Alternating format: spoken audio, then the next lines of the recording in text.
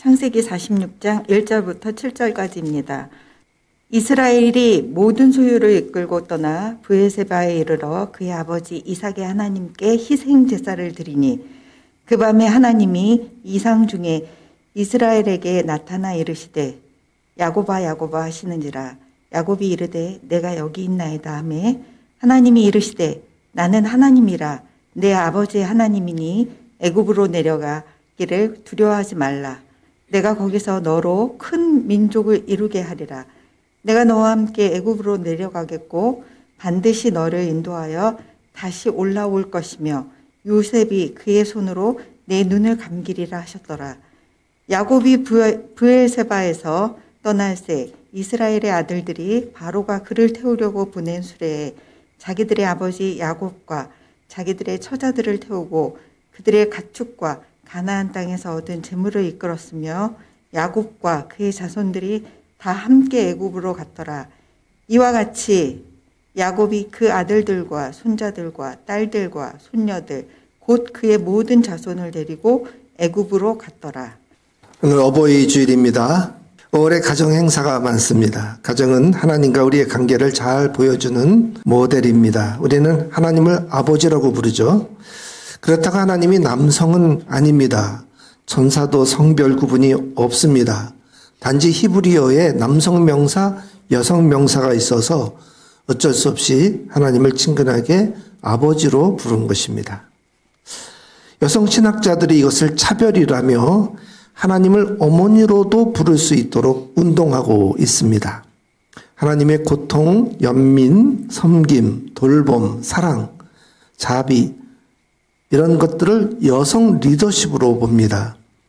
그래서 좀 더 깬 신학자들은 아버지 되시고 어머니 되시는 하나님 이렇게 불러요. 하나님이 가정을 만드셨습니다. 먼저 아담을 만드셨어요. 이제까지 하나님은 당신의 창조에 만족하면서 보시기에 좋았다라고 말씀하셨습니다. 그러나 아담이 혼자 지내는 것은 그렇게 좋아 보이지가 않았어요. 그의 돕는 배필을 지어줘야 되겠다 생각하셨어요. 에덴 동산이 지상 낙원이지만 그 풍요로운 거 혼자 누리는 거 행복한 게 아니잖아요. 그래서 각종 동물을 지어서 아담에게 이름을 짓게 하셨습니다. 하지만 아담이 지은 이름 중에 돕는 배필은 없었어요. 아담을 깊이 잠들게 한 후 갈비뼈 하나를 뽑아서 살을 채우셨어요. 여자를 만들었습니다. 아담에게 이끌어 오셨어요. 그 여자를 보자 아담이 이는 내 뼈 중에 뼈요 살 중에 살이라고 외쳤습니다. 하나님은 남자와 여자가 가정을 이루게 하시고 거기서 생육하고 번성하라고 복을 주셨습니다. 남편과 아내는 한 몸 공동체입니다. 서로 사랑하고 돕도록 하신 거예요. 그러나 인류 최초의 가정은 그리 행복하지 못했습니다. 죄를 짓고 에덴 동산에서 쫓겨났습니다. 사랑의 결실 두 아들 가인과 아벨 사이에 비극이 일어났습니다. 형 가인이 동생 아벨을 죽였어요. 가인은 그 일로 하나님께 저주를 받았습니다.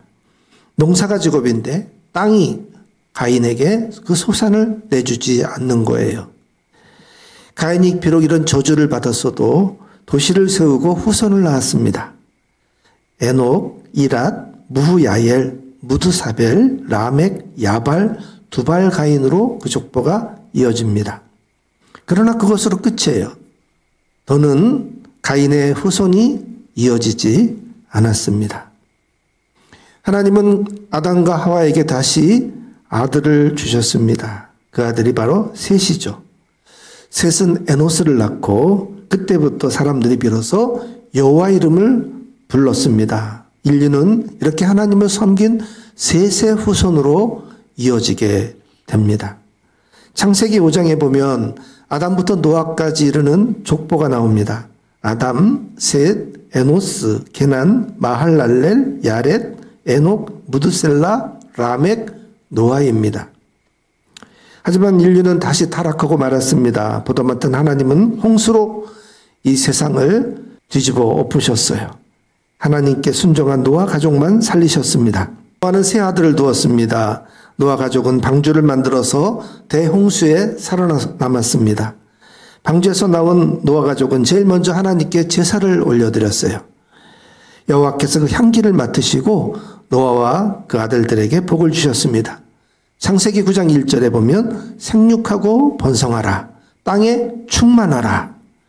이 복은 처음 아담에게 주신 복과 똑같습니다. 하나님은 여전히 인류가 그 가정에서 생육하고 번성하게 하셨어요. 노아의 세 아들로부터 사람들이 온 땅에 퍼져나갔습니다. 부모는 사랑으로 자식을 키우죠. 자식은 부모의 은혜에 감사하고 효도합니다. 부모가 자식을 사랑하는 것은 본능이에요. 너무나 당연하죠. 그래서 굳이 자녀를 사랑하라 이런 계명은 없어요. 그런데 이 효도는 당연하지가 않습니다. 엇나가는 자식들이 있어요. 그래서 내 부모를 공경하라 이 계명이 있는 것입니다. 내 부모를 공경하라 그리하면 내 하나님 여호와가 내게 준 땅에서 내 생명이 길리라. 출애굽기 20장 12절 말씀입니다. 공경은 단순한 복종이 아닙니다. 이 공경에는 세 가지가 있어요. 첫째는 존중입니다. 자녀는 부모의 삶을 아주 가까이에서 보고 배웁니다. 거기에 부모의 인격이 다 드러나죠. 그래서 그 인품에 자녀들이 존경하고 존중하고 따르게 되는 거죠. 부모가 그런 본을 보이지 못하면 업신여김을 당할 수 있어요. 슬픔의 가정이 되고 마는 것입니다. 우리 자녀들에게 존경받을 수 있도록 좋은 본을 보이도록 하십시다. 두 번째는 보살핌입니다. 자녀는 부모의 보살핌으로 크죠. 하지만 세월이 지나면 거꾸로 부모가 자녀에게 보살핌을 받아야 될 때가 옵니다. 자녀들도 물론 부모에게 받은 그대로 물질과 정서로 그 부모를 지원합니다. 세 번째는 배움입니다. 가정에서 그 부모에게 지혜와 경험을 배우게 되는 거죠. 이 부모 공경은 하나님을 섬기는 것과 똑같습니다. 부모를 공경하듯 우리도 하나님을 그리 섬겨야 합니다. 자주 찾아뵙고 하나님께 기도하고 찬양하고 예배하는 것, 그게 하나님께 효도하는 거예요. 무슨 일이 생기면 부모에게 알리듯 하나님께 나와서 내 형편과 사정을 아뢰어야 합니다. 힘들 때는 부모에게 의지하듯이 하나님께 도움을 청하고 하나님을 의지할 수 있어야 돼요. 부모 공경은 하나님을 섬기는 모델입니다. 그러나 하나님이 늙고 연약해지는 분은 아니죠. 챙겨드려야 되는 부모와 이게 다른 점이에요. 며칠 전에 어버이날에 세 형제가 돈을 모아서 홀로 계신 어머니에게 용돈을 드렸어요. 꽤 큰 돈이었습니다. 그런데 이 어머니가 그 봉투에서 10만 원만 딱 빼고는 나머지는 돌려주는 거예요. 베풀기만 했지 이 받는 게 익숙하지 않으니까 이게 어색했던 거예요. 아무리 강권해도 안 받으시는 거예요. 그래서 이 형제들이 의논해가지고 그 남은 돈을 어머니 계좌에 이체해 드렸다고 그래요. 자식 덕 보려고 하는 부모가 있기는 해도 대부분은 그러지 않아요. 그저 자식들이 잘 살면 그만입니다. 늙어도 자식 의지하지 않고 노후 대비를 해놓는 게 좋아요. 그저 효심이 잃지 않고 자주 찾아뵙고 건강하고 잘 살면 만족이죠. 본문은 야곱이 요셉의 초청으로 애굽으로 떠나는 장면입니다. 야곱은 어린 요셉을 잊고 그걸 가슴에 묻었어요. 그런데 20년이 훨씬 지나서 그 요셉이 살아있다는 거예요. 그것도 애굽의 총리가 되어 있었습니다. 그런데 기근이 벌써 2년이 지나고 앞으로도 5년도 기근이 있을 거라는 말을 듣고 이 정든 터전을 떠나야만 했어요. 하지만 이 야곱이 살고 있던 헤브론 지역은 하나님이 이 땅을 주시겠다고 하는 약속의 가나안 땅이잖아요. 이삿짐을 꾸렸지만 이게 맞는지 꺼림직했어요. 그 선조 아브라함도 기근 때 이 땅을 버리고 애굽에 갔다가 큰 봉변을 당했었거든요. 그래서 이삿짐을 갖고 떠나긴 했지만 이게 꺼림직하니까 가다가 멈췄어요. 거기가 부엘세바입니다. 거기서 제단을 쌓고 하나님께 기도하면서 여쭈었어요. 애굽으로 떠나도 좋을지요. 이 부엘세바는 자기 아버지 이삭이 자꾸 우물을 뺏겼을 때 여기 올라가서 제단을 쌓고 하나님의 복을 받았던 바로 그 장소거든요. 근데 거기서 하나님이 이상 중에 야곱에게 나타나셨죠. 야곱아, 야곱아 이름을 부르셨어요. 나는 하나님이라 내 아버지의 하나님이다. 애굽으로 내려가기를 두려워하지 말아라.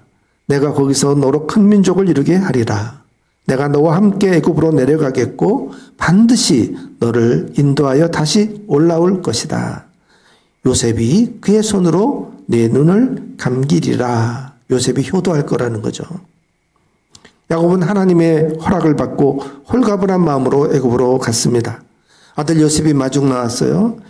요셉이 고센 땅에 거할 거처도 다 마련해 주었습니다. 요셉은 거기서 아버지를 극진히 봉양하고 그 형들까지 다 돌봤습니다. 요셉은 이런 날을 정말 꿈꿔왔어요. 기가 막힌 사연 끝에 여기까지 와서 그 아버지와 형제들을 다시 만났잖아요. 자기를 죽이려고 했던 형들에게 원한을 더 품지 않았습니다. 요셉이 형들 앞에 정체를 밝히면서 이렇게 말했습니다.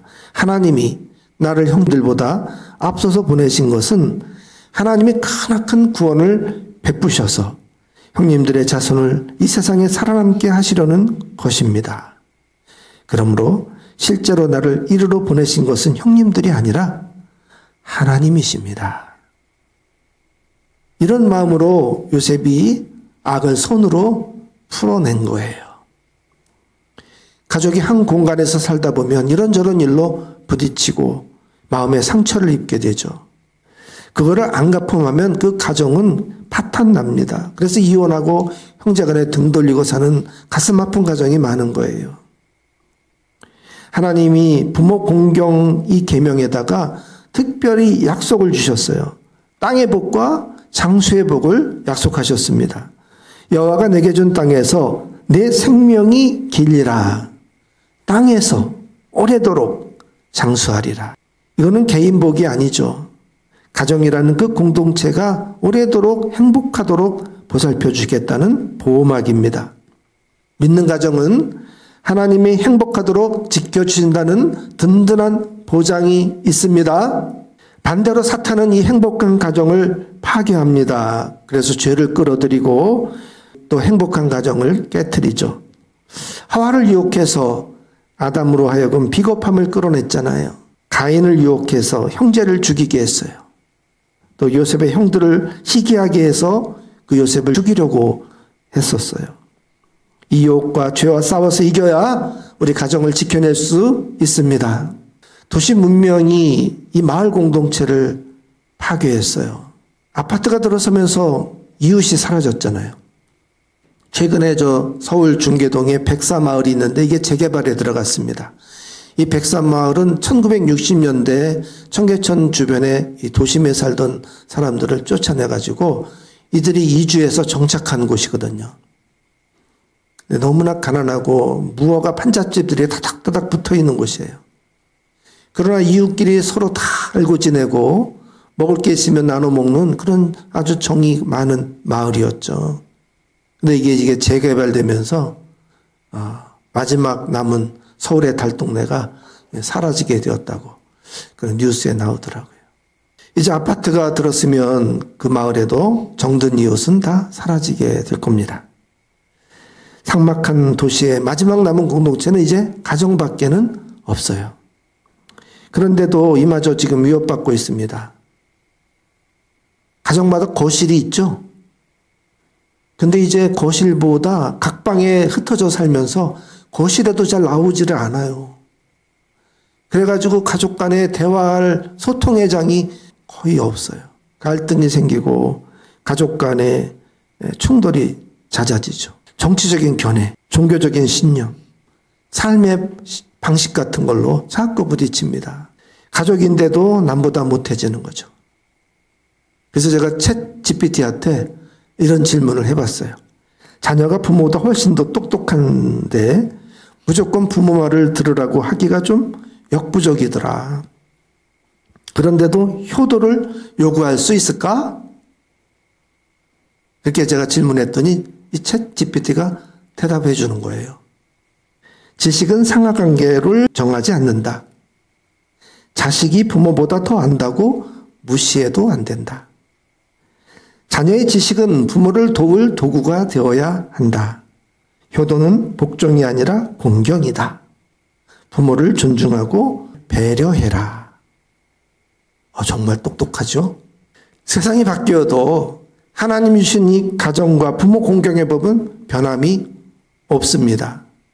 요셉은 부모 공양하기를 꿈꾸었다가 그 뜻을 이루었어요. 요셉처럼 성공해갖고 효도할 수 있는 것만은 아니죠. 효도라는 게 마음의 문제잖아요. 부모를 존경과 사랑으로 공경합시다. 하나님이 사는 이 땅에서 장수하는 복을 주십니다. 믿는 가정 화목하고 사랑의 은혜 넘치기를 축복합니다.